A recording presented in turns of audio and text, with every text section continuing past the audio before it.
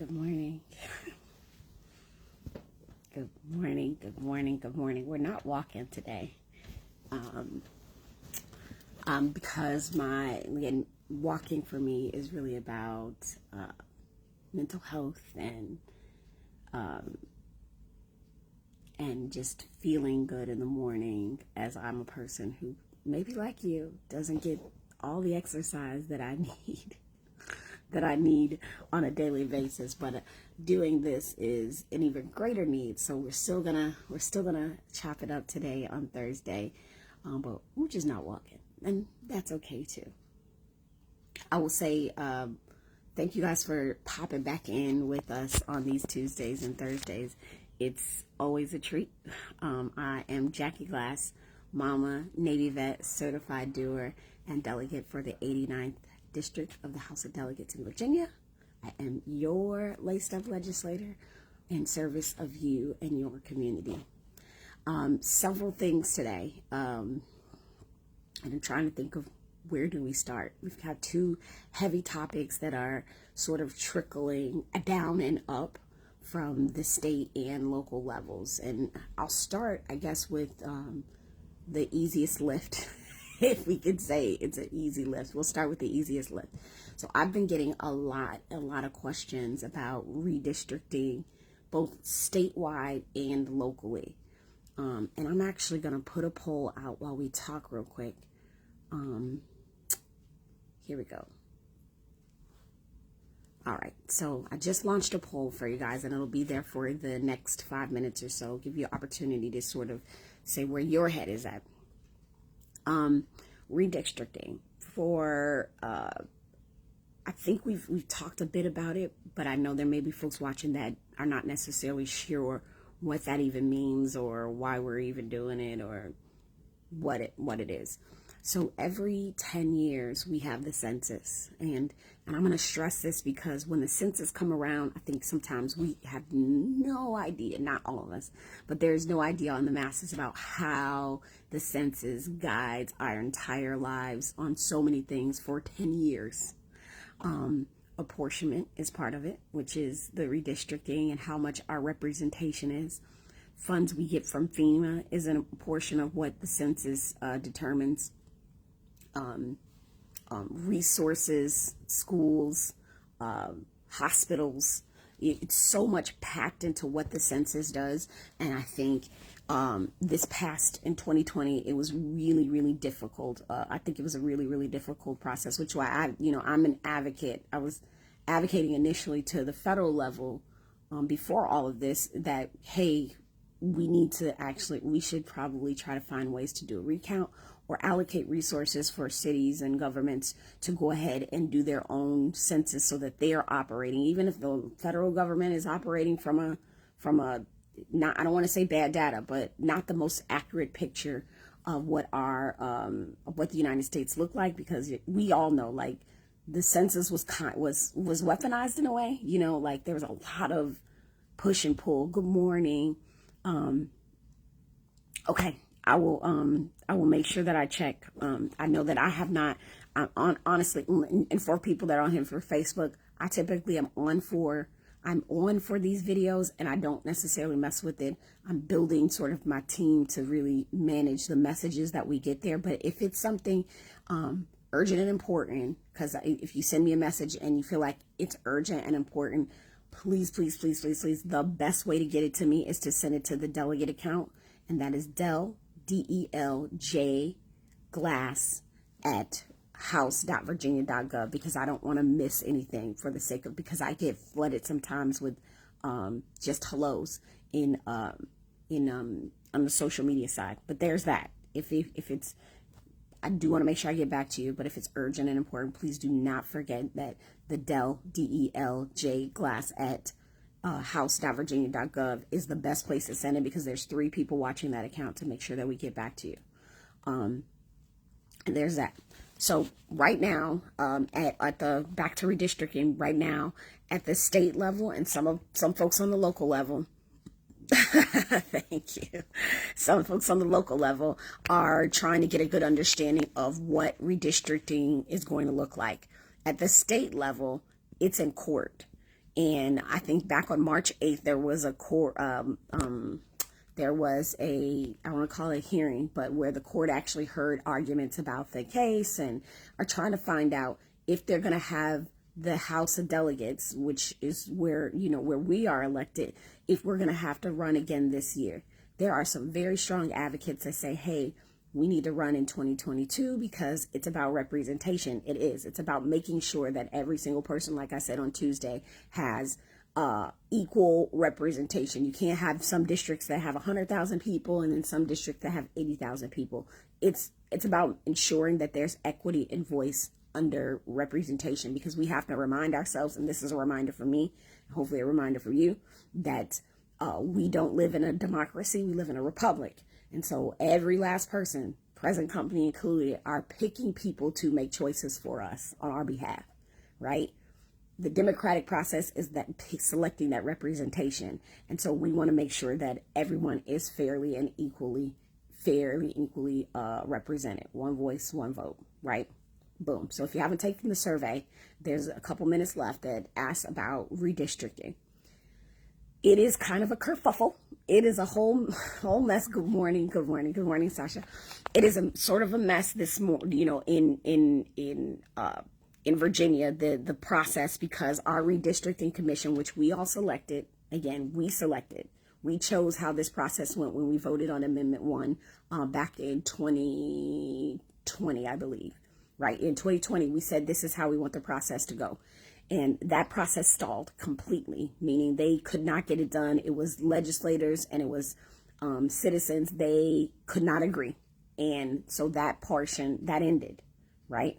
Yep. Oh, wow. Okay, so right. Most of you guys have an understanding about what's happening. So that's why I put that message there, so I know how long to stay on this. So they stalled. And I think the biggest issue for me as a political person, meaning I got into party politics to do politics better for people, right? Like that's what we did, right? Understanding that there's finger pointing going on one side. Some folks want to blame previous president. Some folks want to blame the commission. And really it's a combination of all those things, right? The weaponization of the census, which delayed the count and it caused all sorts of things. Yes, the commission failed to be able to execute, but also we were in the middle of the pandemic, holding all those things. And so I will, at least by the beginning of next week, sort of put in where I stand on it, because I have a clear opinion about it. I just want to make sure that I am clear about where we stand as an office on serving you, because that's our primary focus right now. Secondly, this is something pretty heavy, okay? Like, I had the opportunity to watch as a resident of the city of Norfolk. I'm still paying attention to what's happening hopefully on a daily and weekly basis in the city, getting debrief. Last weekend we had 17 shootings and 4 deaths, right? In Hampton Roads. That's in Hampton Roads as a whole. So let me put this poll up here. Actually, not yet. We had 17 shootings in Hampton Roads, right? Like that's not a small number.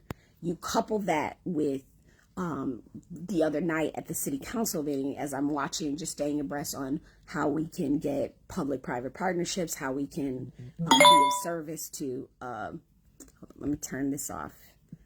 How do we be of service to you all, right? Watching what's going on locally. And I heard overwhelmingly there is the threat of gentrification in many areas in our city. So let me go ahead and put this up.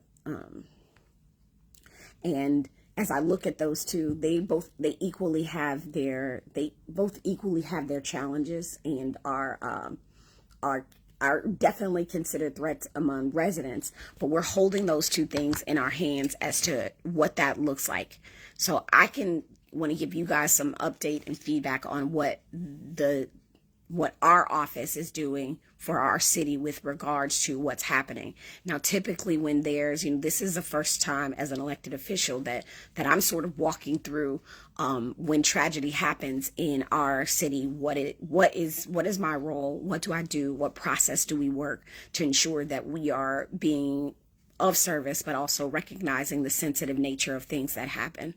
And so three residents in our city passed or were killed in this process. Three.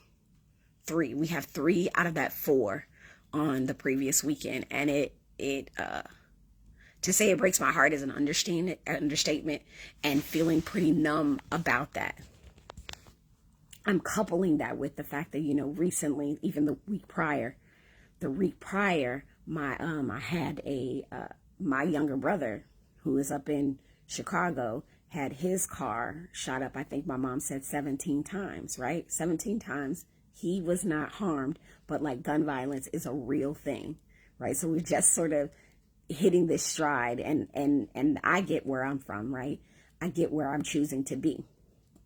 So as an elected official, that my role is several things. Is to find solutions that make people feel safer and that afford our law enforcement folks and to do their job better, right? And I'm more of a protect and serve, not a law and order person, because I believe protect and serve is where we should be heading, right? It's conducive to an environment that fosters the trust or the willingness to follow the law, which is good order for community. So protect and serve over here. However, even with those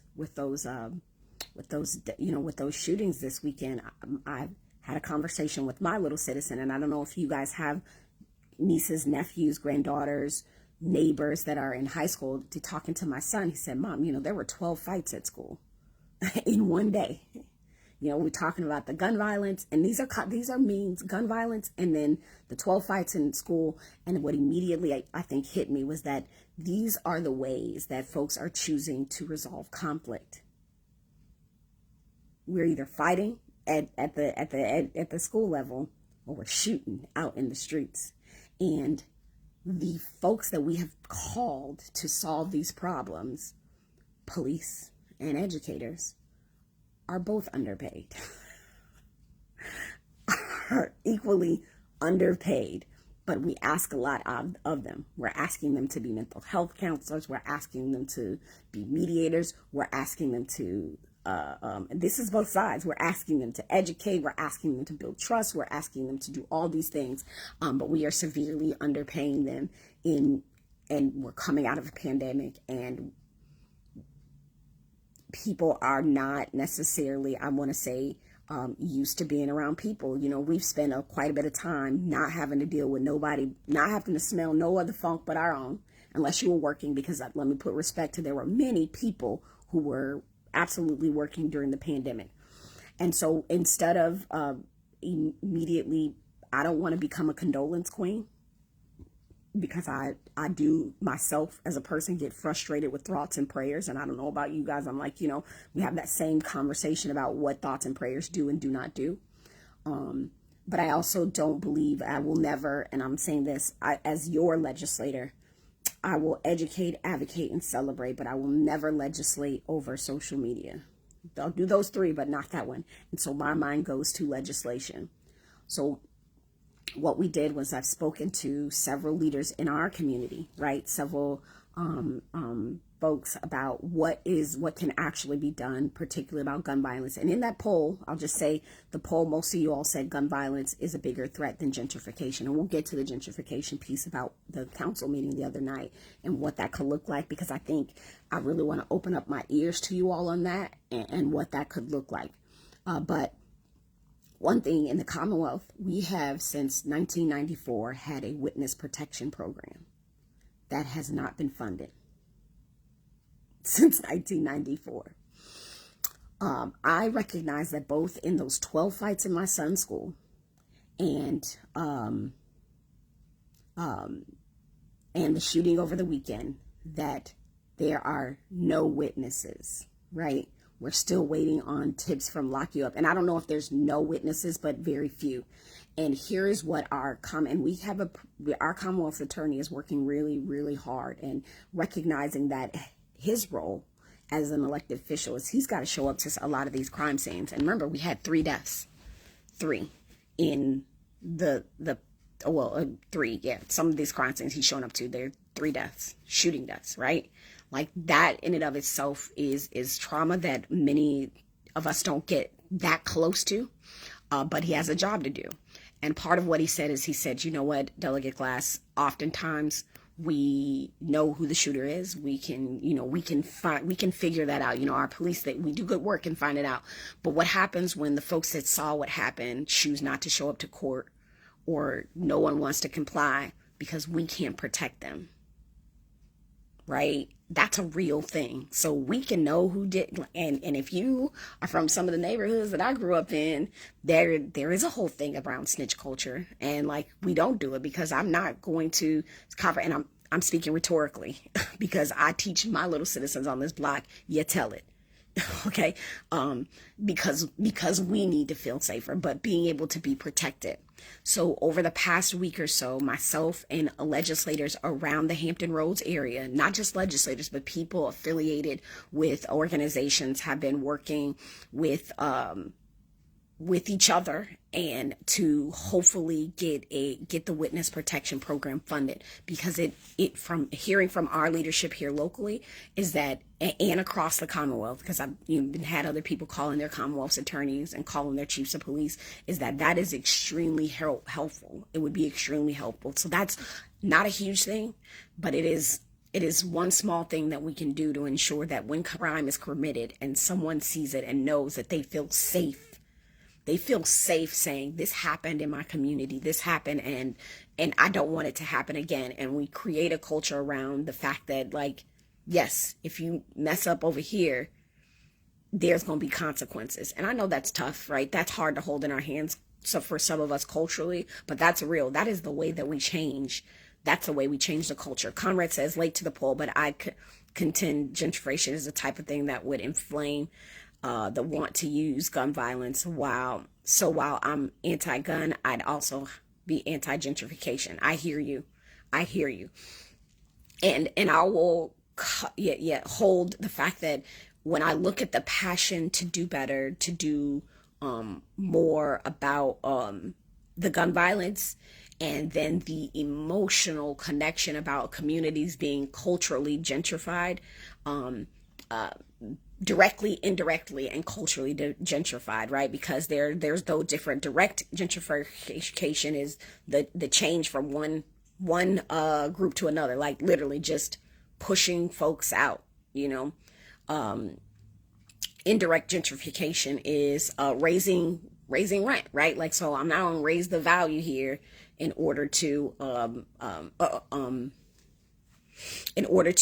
push push certain types of people out. Culture gentrification is where, like, here's what I'm going to do. I'm going to change the shops. Like, I'm going to start doing businesses, and building different types of homes. So, like, we are facing very many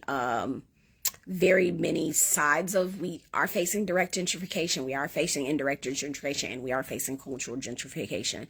High on the list right now is the 35th Street area, and we've sort of seen this coming, as I watch what's happening, the different business districts, right? You've got the Railroad District, and now you got the Park Place business, like, there's a lot. And as elected official, like, I also have to be mindful on the state level what I can do, but as a resident, I have to, and the partnerships that need to be built, and things that need to be said on the local level to give an understanding of why residents feel the way they do, and how it's a process thing, and how we can update neighborhoods while keeping the indigenous folks still there. There is a way to do it.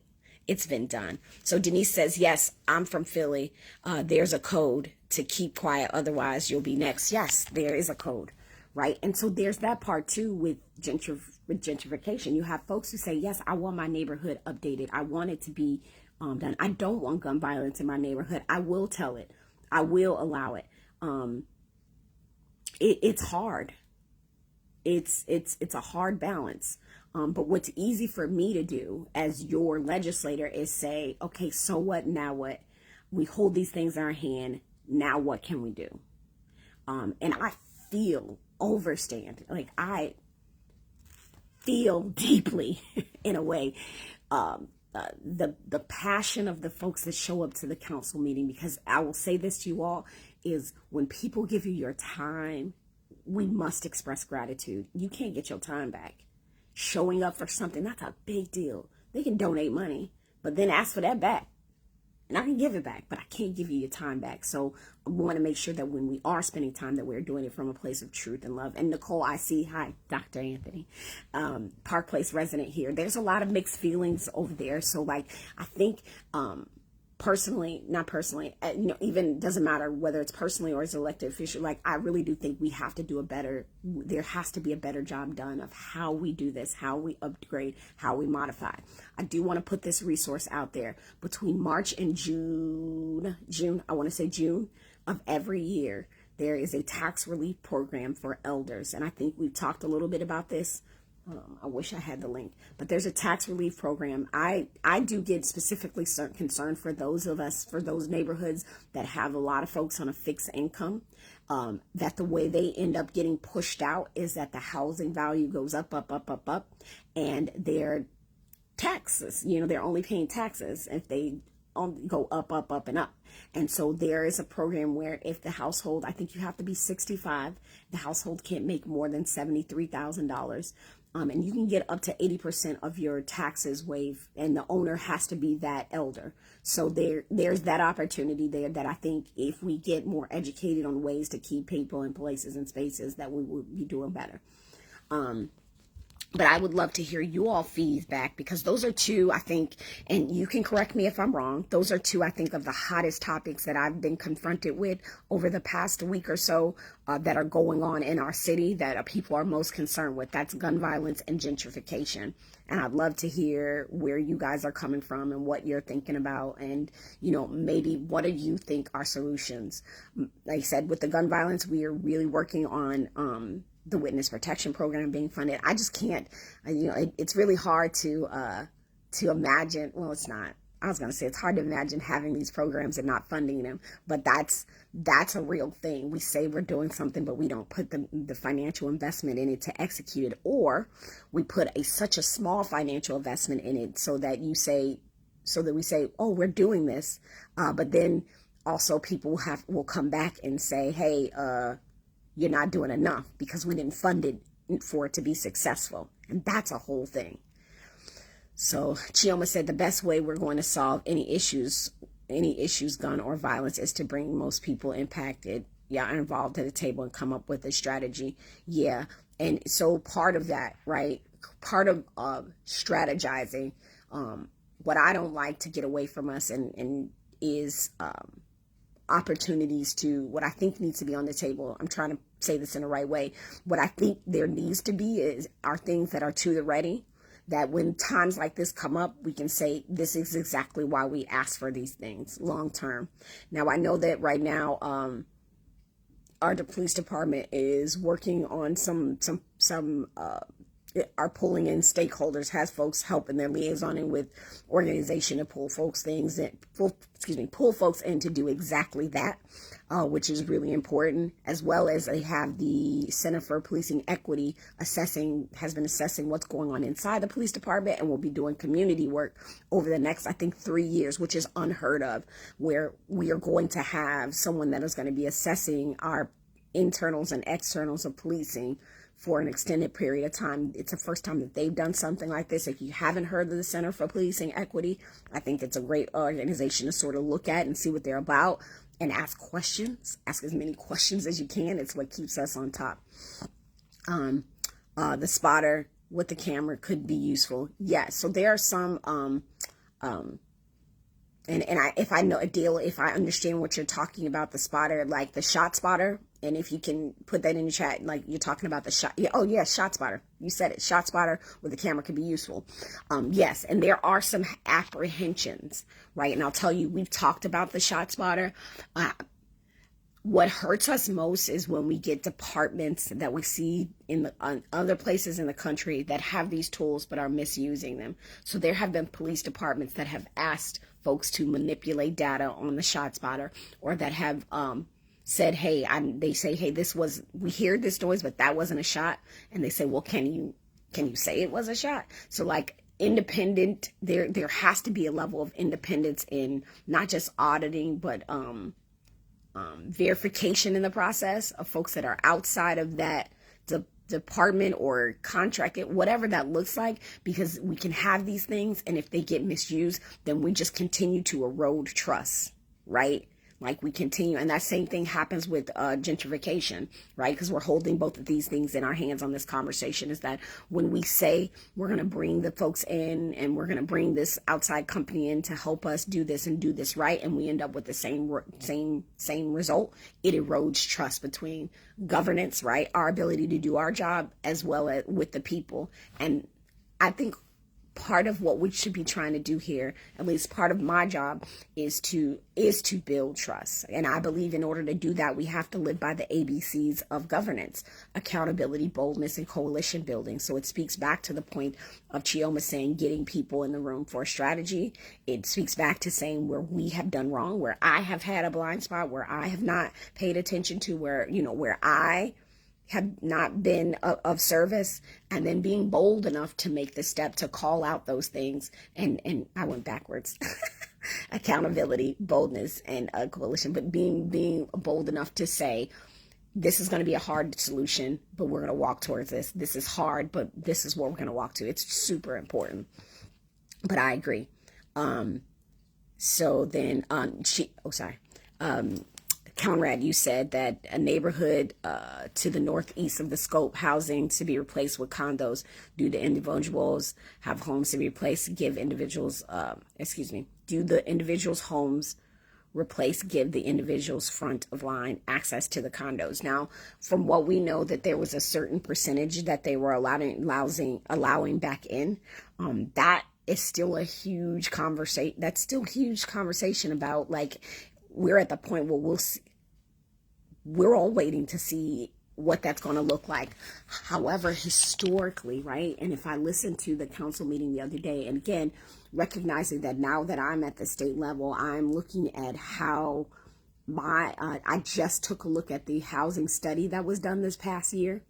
And where we fall and what we can do to be better service to the residents in Norfolk. And I'll talk a little bit about the housing study. I can't remember the exact name, but there was a whole housing study, and we were inside of that study. The city of Norfolk was inside that study because we were at the top of the list for evictions, right? And as a state level legislator, again, like, I'm holding this, what are the best things that we can do to be good advocates for local governance, because we're in a Dillon rule state, which means the local government can only do what the state allows them to do. Like, how do we foster something that allows the cities, our locality, to do better at that? Like something like like you're saying, comrade, is, hey, when you got people coming in, you can make mandates that ensure that those folks can come back to that space and place.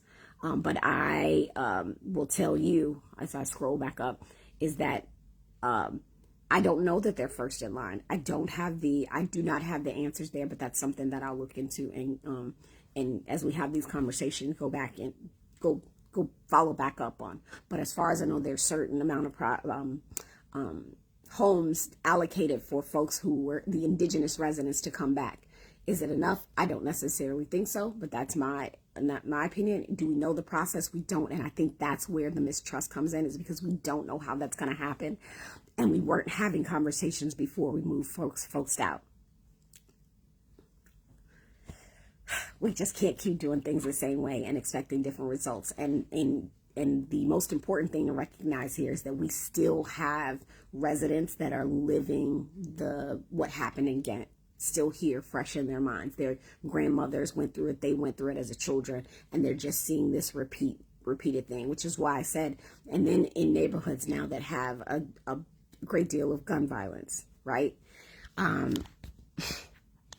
Can't hold one without the other. But thank you for your question. Charlene says, I live in Colonial Place down the street from Stewart School, where I taught, and was glad to put a good use for apartments. I'm considering moving there when I get tired of my house. I love it. Right. See, the beautiful thing is when when communities are able to have their opportunity to be a part of that process, right? And there were probably people, Charlene, in your community is like, I don't want that. There are people that said I do. The biggest concern that I see here, not only as a resident, but as a resident, I see is sometimes there's a feeling that when something's done, it's done, that there's nothing that we can say about it. By the time people get to us, it's already cooked, and you can't uncook what was out of the oven. That is frustrating. So again, my role on the other side as a state legislator, I just want to make sure that we take away not just excuses, because I don't think they're just excuses, but valid reasons as to why we can't ensure that when we're doing housing, we're doing it better, right? There are ways to legislate how we allow localities to allow developers to come in and do what it is that they do that are beneficial to the respective communities. There is. And like I said, I'm still rolling through the housing report. It's the 2021 housing report, which we're grateful that they did that to give me an idea of statewide, because I think there is over 200,000 shortage of homes across the Commonwealth. So we're not just going through it. It's across the Commonwealth. There's a housing shortage while rent prices are increasing. Like, it's a lot. And moving into apartment. So good luck. I hope that when you move, that it is all that you hoped it to be when that time comes. Travis Prolific says, hold on, there we go. Hold on. Moving up. My little hand touched this. So, Travis, we lost the community policing aspects, right? Yes, we can get kids programs for 2 to 3 hours of the day and hold them accountable. But what happens when we leave and go home? The reality is they go home and they go to theirs. The parents must be held accountable. We have to reinforce what us community leaders are doing outside of the household, inside the household. This is right. For me, there's a yes and on that, Travis, right? When I was running for a school board, I was really looking at how we connect the dots between the community and the classroom. And what we know is that the community problems walk into the classroom and classroom problems walk out into the community. But 10% of that development, most of that development comes inside of the community, right? You are 110% right. I always cringe a little. When I hear, when I see people just immediately saying it's the parents' fault,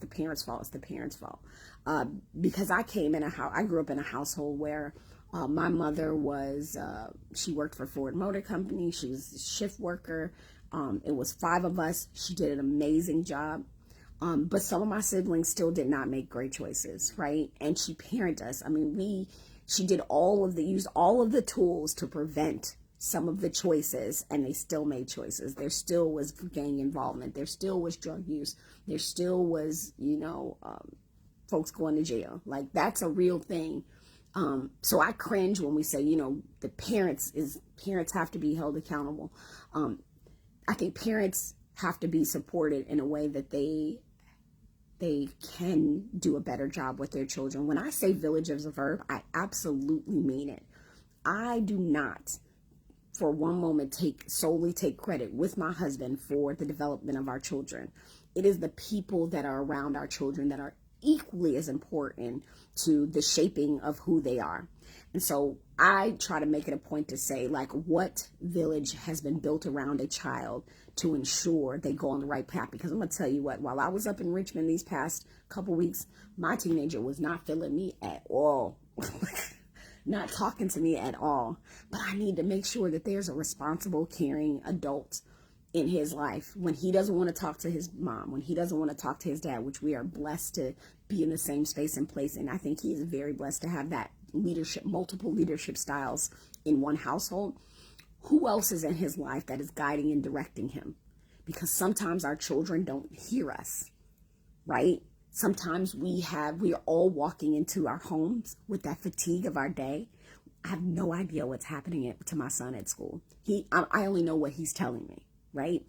So he's coming into to walking through the front door of our home with his stressors.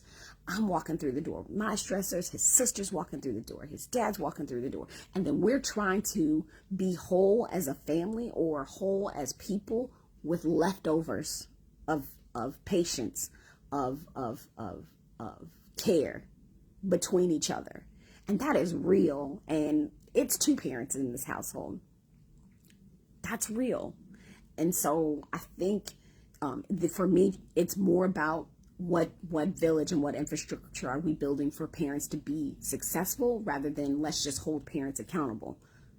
That's an important piece. That's my take. But I agree with you that the reality is they all go home. My dream, let's dream a little bit with me. Let me check the time too. My dream is to one day have a school for boys where they can stay there and we can pull them out of the community. It's on my vision board one day. Like, I would love to be able to have a space where, I say for boys because that's, has always been close to my heart about how we challenge our boys, but giving them the opportunity to come out of the community and be molded and grown without the pressures of walking into unsafe spaces. But that's just me. I hope y'all dreaming too. Okay, so what do we have here? Sorry. So Travis, the neighborhood, Northeast Scope. Yep. Travis and RHA have some mixed use. Hold on, we're moving. Thank you for your patience. We have some of those, allocated for mixed income. Yep. As Travis said, Travis was responding to Comrade that they do have some allocated. Nicole Anthony, you said, I recommend starting a junior policing academy or government agency at Maury High School or Booker T, or children are disconnected or feel the only solution they have is turning to guns. We need to give, I think you're saying we need to give our children more opportunities. I agree with that. We do have to give them more opportunities within their field of view. Concur.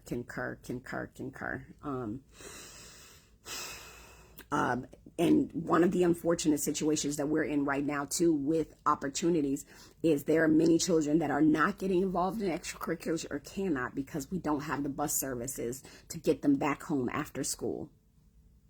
Like, that's real. Like, I know kids are like, I would definitely do an activity, but I can't get home because I can't get home after school, or I have to, whatever that looks like, especially with the way time works, is that it is that we have an access gap to some of the opportunities that are already there within our school system right now because transportation, and that's real. It's something that we also need to sort of have a talk about. Okay. I'm moving up, making sure our children are opportunities. We can say all day, right? Our kids need more opportunity. Yep. I agree. Need more. Yep, absolutely. Travis, we're sort of agreeing here. Okay, Liz says, how about abolishing property taxes or primary residences under the median house value? Could that be possible? Liz, that's something that definitely would have to come from the state level. And here's what happens when we start talking about taxes. And I do next month, hopefully, if I can secure it, I want to get someone from the Commonwealth Institute and if you haven't heard of the Commonwealth Institute, they do a really good job of breaking down how money is working across the state and what it's doing, what our budget looks like, what has changed. But when we start talking about taxes, recognizing before we eliminate a tax, understanding what that tax took care of. So like when we had to vote, we voted this past session on the grocery tax and the gas tax. Right. And so the grocery tax was schools and transportation. Gas tax, I believe, was transportation and infrastructure. And it's like, ooh, if we get rid of that money, where does it come from? Now, I was able to vote for the grocery tax because that money for schoolings was supplemented elsewhere. within the button. There was a way to still get that money. However, what gave me heartbreak is still we didn't sort out that transportation piece. And if we understand what I just said now is like transportation is a huge gateway to access good transportation, access opportunities. And it's good for the environment. Having good, solid transportation, public transportation is good for our environment. And there's so many positives to having solid public transportation that it was a really hard vote. Both of those were a really hard vote because it's hard right now. So the state would have to say that we can get rid of property taxes. If I remember correctly, there's only so much that locality can increase taxes by without state level approval. I said many things are possible. That's not impossible, but it is. We have to think about what does property taxes pay for, and how, if we get rid of that chunk, where do we supplement, or what do we lose for the sake of abolishing that tax or getting rid of that tax. That's a whole thing. All right. Hold on. Here we go. Yeah, Charlene, it's a complex problem. We need a lot of resources for children. So if you're just joining us, we were talking about both gun violence and redistricting and gentrification. So being a social worker, there you go. Plenty of moms and dads are great parents, but the children, don't listen. Yeah, they want to impress their friends. That's real. Peer pressure is a huge thing. And I always tell my little citizens in the neighborhood, hey, positive peer pressure is real too. And I ask them to do I ask them for a bit more positive peer pressure. And I'll say, I was so proud the other day. I peeked out the window because I've been gone for 8 weeks. I peeked out the window and I saw one of the young men on the bus stop.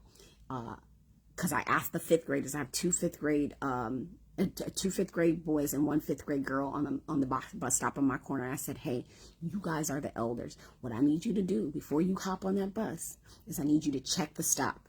Make sure you do a head count. Is everybody here? Is somebody running up the street? Because we have to support our bus driver.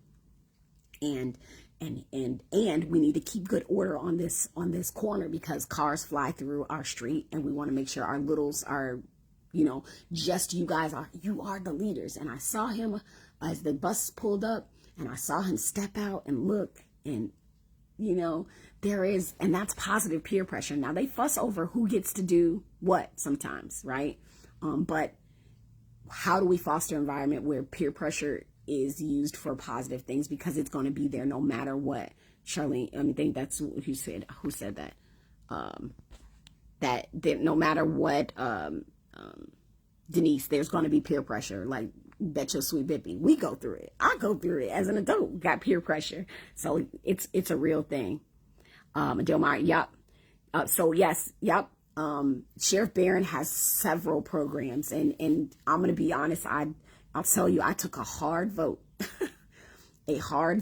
Sheriff Barron, a lot of how they fund. And what I learned over the past 8 weeks is that just like I just talked about the witness protection program, is that we have things and we mandate things of our governments and of different entities across the state, but we don't fund them.